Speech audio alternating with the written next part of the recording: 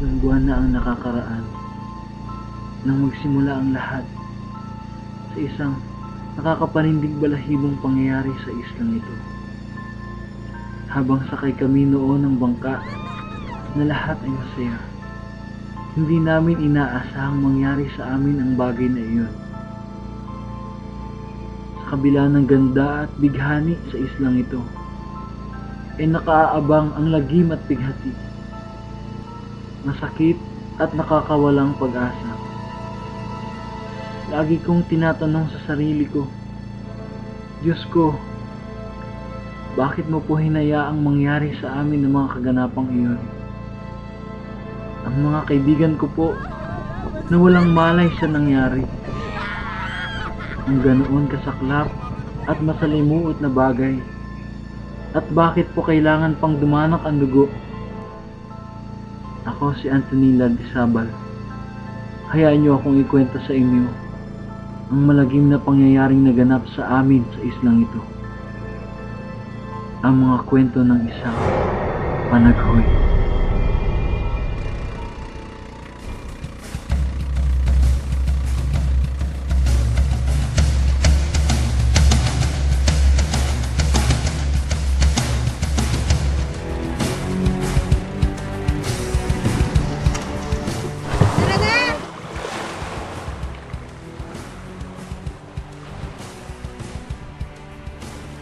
Pala si Luding. Ay pala yung sinasabi ni Kapitan na pupunta ng Lipundato. Siya si Alexandra Matre. Mas kilala siyang Alex ng grupo. Oo, kami nga.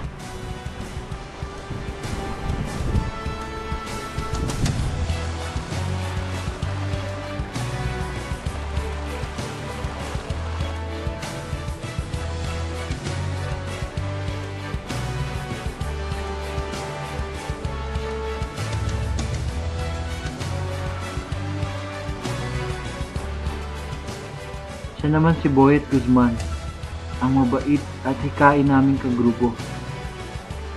Bakit ganun sila makatingin? Yan talaga mga tao dito sa aming baryo. Pag nakakakita ng bagong mukha, naninibago sila. Super as in major. Joy Cristobal, ang makulit sa grupo. Ang kawirduhan ng mga tao dito ha. Parang lalamunin tayo kung nakatingin. Saan na nga ba kami tutuloy, ate? Malapit na, dun lang sa bandang kaliwa.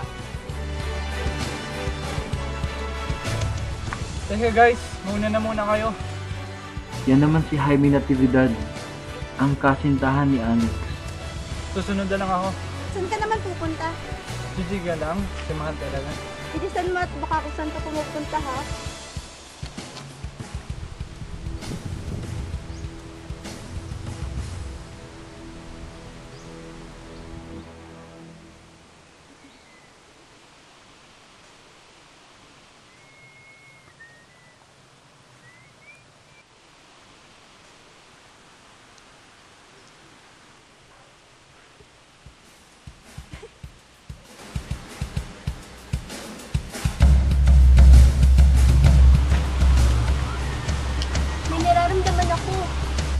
Siya si Pamela Cruz. Tinatawag siyang weirdo dahil nakakaramdam siya ng kakaiba sa kanyang paligid. Parang kakaiba. May nararamdaman din ako. Ano naman yun? Huwag mong sabihin, nakakaramdam ka din ng ghost tulad nito. Nahihirapan ako huminga. Ang pagod na. Alam mo namang hikayin ka na eh, sasama-sama ka pa.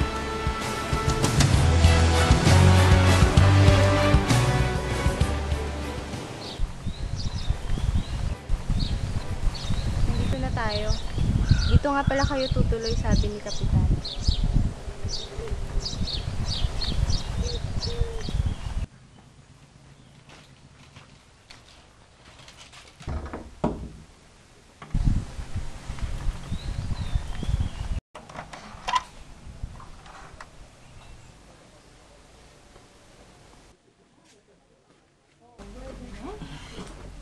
Guys, pahinga na tayo. Umaga pa tayo bukas, papunta sa bundok.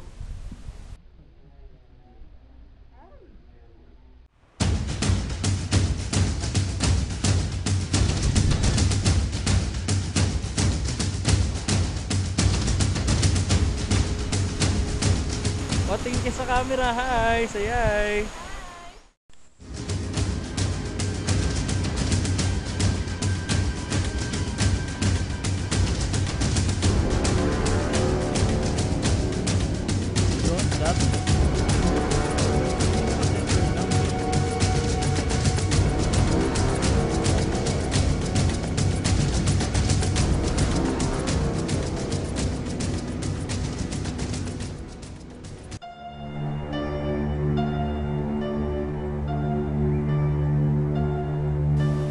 Diyos ko, patabayan niyo po kami.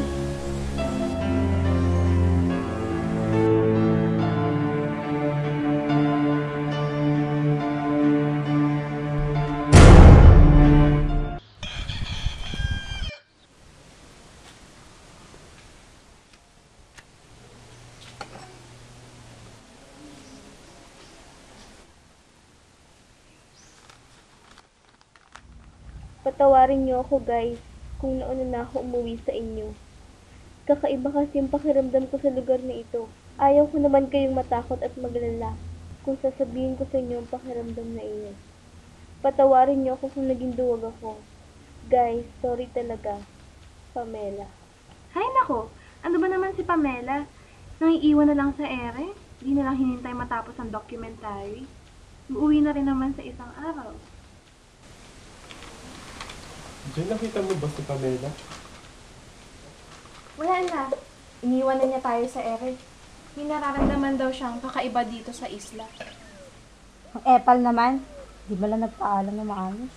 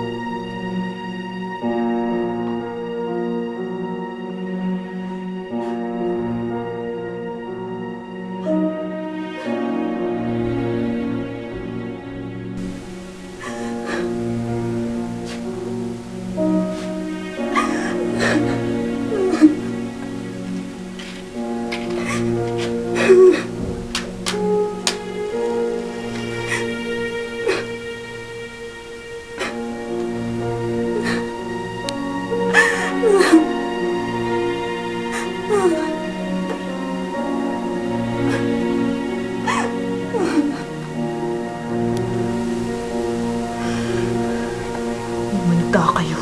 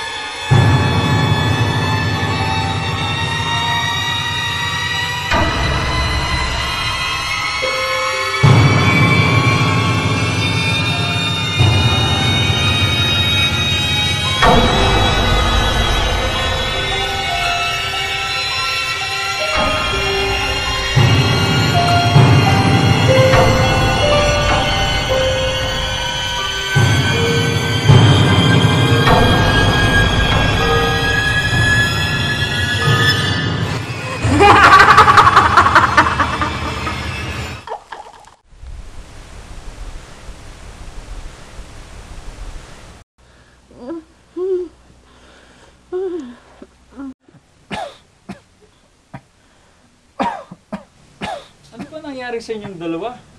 Bukas na nga tayo uwi, tsaka naman kayo nagkaganyan. Joy! Dito ka lang muna ha. Pupunta lang kami ni Boyet sa baba tingin ng tulong. Baka kung anong nangyari dito sa dalo eh. Ha? Bakit naman ako? Saglit lang naman kami. Oo nga, Joy. Sige na nga. Basta bilisan nyo ah. Oo, basta tingnan mo tong dalawa at painumin mo ng maraming tubig.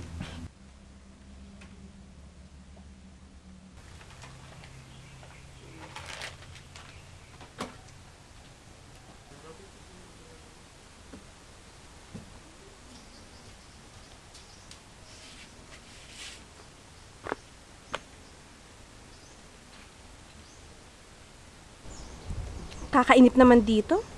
Hi. Tutal, tulog naman ang magjowang to. Lalabas muna ako.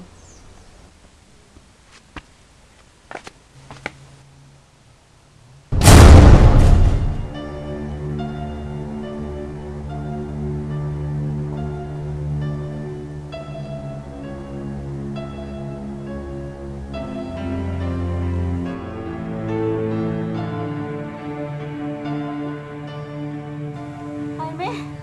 Jaime! Jaime! Jaime! Sino ka? Anong ginawa mo kay Jaime? Pakawalan mo ako dito! Sino ka? Anong ginawa namin sa'yo?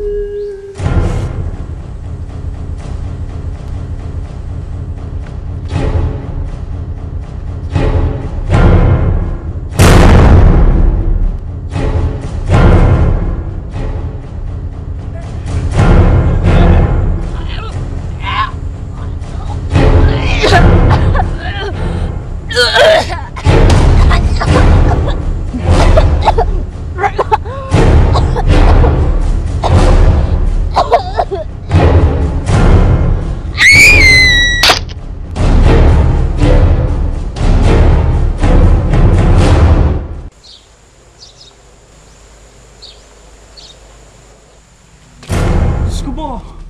Bakit puro dugo? Sinasabi ko na, may mga nagsasabing, isang babae sa gitna ng kagubatan ang posibleng gagawa ng ganitong bagay. Uta ang pangalan niya. Noong nakaraang taon, ganito rin ang nangyari sa mga dumayo sa lugar na ito.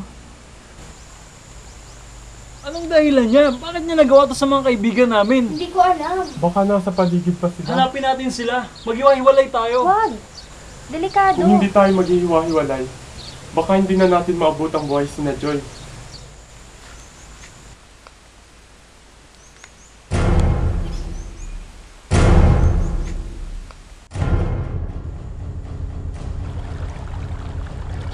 Joy! Asa na kayo?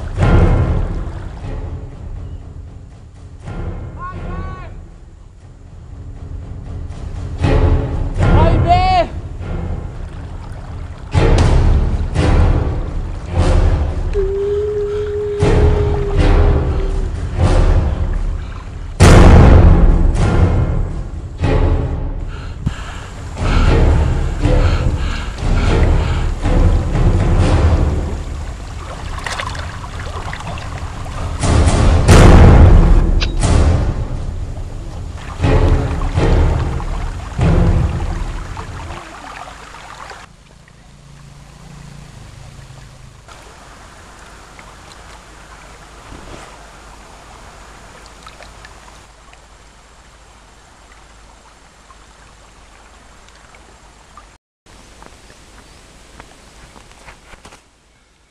Joy! Alex! Jaime!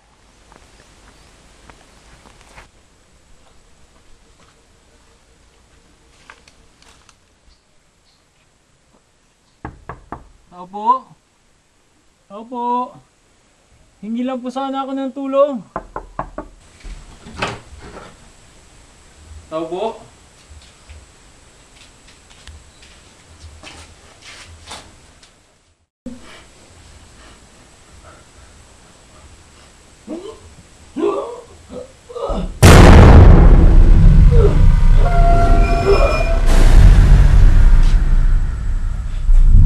Alex, Jaime.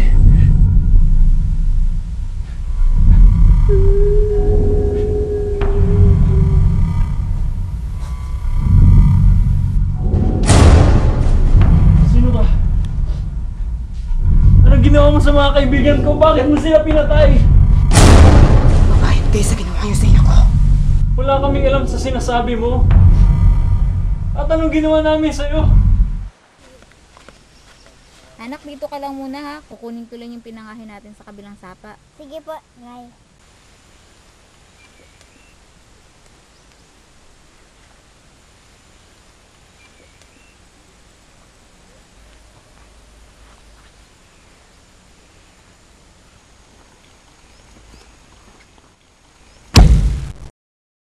Maawa na po kayo! Wag po!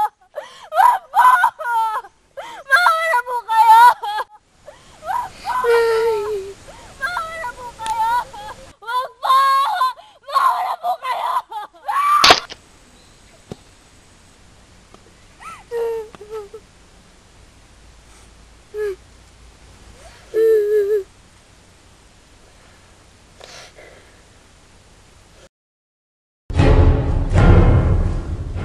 Wala kaming kinalaman sa nangyari sa ina mo. At akala mo ba'y bubuhayin pa kita? Lahat kayong mga dumadayo dito. Lahat masasama! Kung alam niyo lang ang hirap na dinanas ko nang mawala ang aking ina.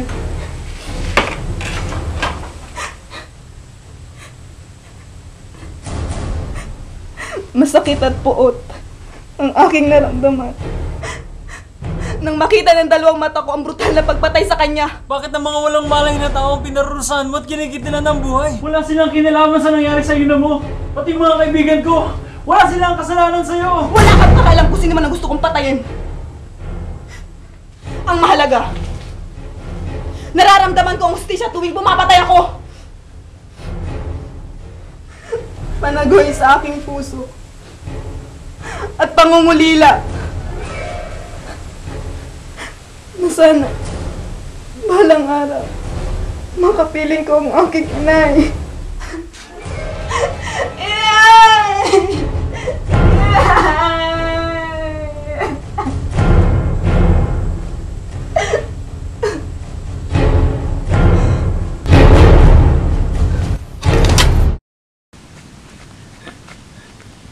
Boyet! Boyet, nasan ka na? Umalis na tayo dito!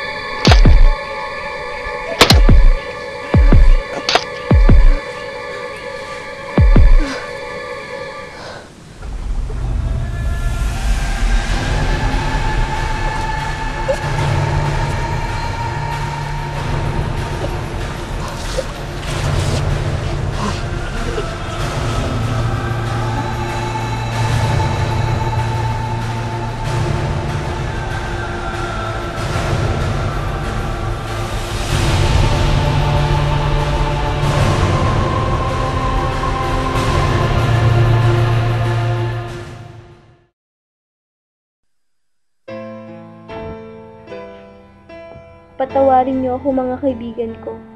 Hindi ko naman inaasahang mangyayari sa inyo mga bagay na yun. Nagkulang ako. Nagsisisi ako sa desisyong iniwan na lang kayo ng ganun-ganun na lang. Patawarin niyo ako. Patawad. Marami mang pagsubok at bigati ang dumarating sa buhay ng isang tao. Ang paghihiganti ay hindi nararapat na dahilan upang wakasan ang lahat. Imulat natin ang ating mga mata at laging isipin may dahilan ng Diyos upang ituwid natin ang landas na minsan lang sa atin ay lumiko. Subukan nating magpatawad. Ang paggawa ng maling hakbangin sa buhay, kailanman ay pagsisisihan din natin sa bandang huli. Sa mga buhay na nadamay sa isang paghihiganti, naway iyon na rin na maging katapusan ng kanilang mga panaghoy.